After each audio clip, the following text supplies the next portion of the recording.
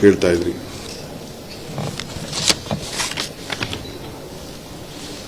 ಬಿಡದಿ ಯೋಜನೆ ಬಗ್ಗೆ, ಬಿಡದಿ ಟೌನ್ಶಿಪ್ ಬಗ್ಗೆ ಗೌರವಾನ್ವಿತ ಈ ದೇಶದ ಮಾಜಿ ಪ್ರಧಾನಮಂತ್ರಿಗಳು ನನಗೆ ಪತ್ರವನ್ನು ಬರೆದಿದ್ದಾರೆ. ಅವರಿಗೆ ಉತ್ತರವನ್ನು ಕೂಡ ನಾನು ಕೊಡ್ತಾ ಇದ್ದೇನೆ. ಅವರ ಮನವಿ ಕೂಡ ನಾನು ಸಂಪೂರ್ಣವಾಗಿ ನೋಡಿದ್ದೇನೆ.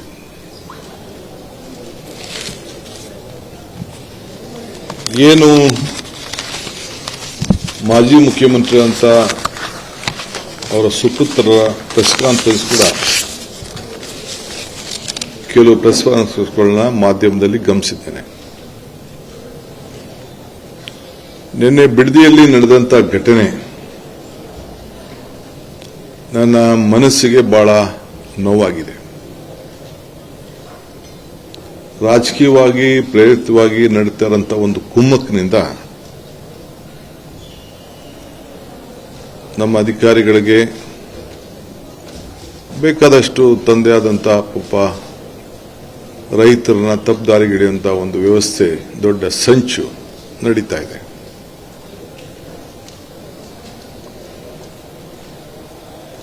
ಎಲ್ಲರ ಮನಸ್ಸಿಗೆ ನೋವುಂಟು ಮಾಡೋದು ನನ್ನ ಅಭಿಲಾಷೆ ಆಗಲಿ, ನನಗಿಷ್ಟ ಇಲ್ಲ. ಇದು ಈ ಯೋಜನೆ ನನ್ನ ಕನಸಿನ ಪ್ರಾಜೆಕ್ಟ್ ಅಲ್ಲ. ಇದು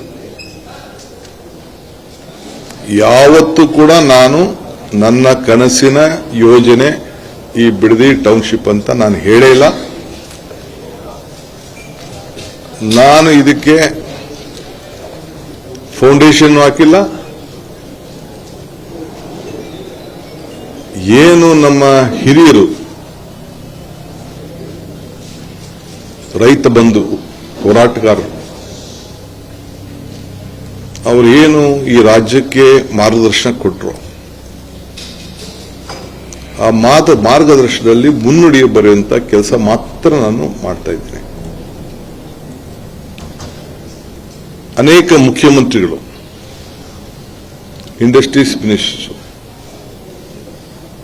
ಏನು ತೀರ್ಮಾನಗಳನ್ನು ಮಾಡ್ಕೊಂಡು ಬಂದರು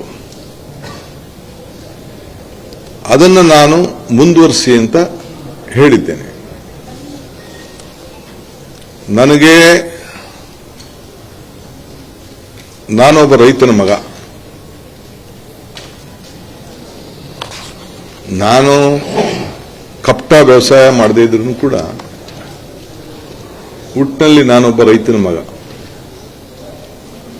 ಭೂಮಿ, ರೈತನ ಬದುಕಿನ ಬಗ್ಗೆ, ಅವನ ಶ್ರಮದ ಬಗ್ಗೆ ನನಗೆ ಆದಂತ ವೈಯಕ್ತಿಕವಾದಂತ ಅನುಭವ ಇದೆ. ನಾನು ಸಿಎಂ ಆಗಿರೋದು ಪಾಪ ಕೆಲವರಿಗೆ ತಡ್ಕೊಳಕ್ ಸಾಧ್ಯನೇ ಆಗ್ತಾ ಇಲ್ಲ, ನಿದ್ರೆ ಬರ್ತಾ ಇಲ್ಲ.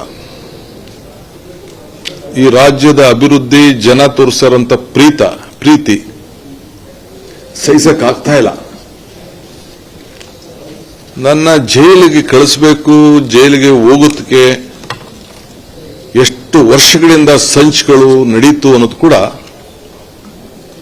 ನಾನು ಇನ್ನೊಂದು ದಿನ ನಿಮಗೆ ವಿವರಿಸಿ ನಾನು ತಿಳಿಸ್ತಾ ಇದ್ದೇನೆ.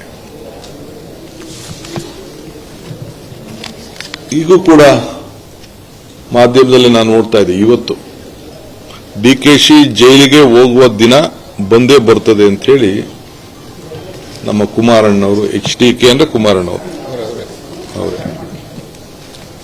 ಅವರು ಹೇಳಿದ್ದಾರೆ. ನಾನು ಸ್ವಾಗತ ಮಾಡ್ತೇನೆ. ನಿಮ್ಮ ಆಸೆಗೆ ಒಳ್ಳೆಯದಾಗಲಿ, ನಿಮ್ಮ ಹೋರಾಟ ಮುಂದುವರಿಲಿ. ಜೈಲೇ ನನಗೇನು ವಸ್ತೇನಲ್ಲ. ತಾವು ಕೂಡ ಬಂದು ನನ್ನ ಜೈಲಲ್ಲಿ ಬಹಳ ಗೌರವದಿಂದ ನೋಡಿದ್ದೀರಿ. ತಾವೇನೇನು ಪ್ರಯತ್ನ ಮಾಡಿದ್ರಿ ಅನ್ನೋದು ಕೂಡ ನನಗೆ ಅರಿವಿದೆ. ಚನ್ನಪಟ್ಟಣದಲ್ಲಿ ಏನು ಮಾತಾಡಿದ್ರಿ ಅನ್ನೋದು ಕೂಡ ನನಗೆ ಅರಿವಿದೆ.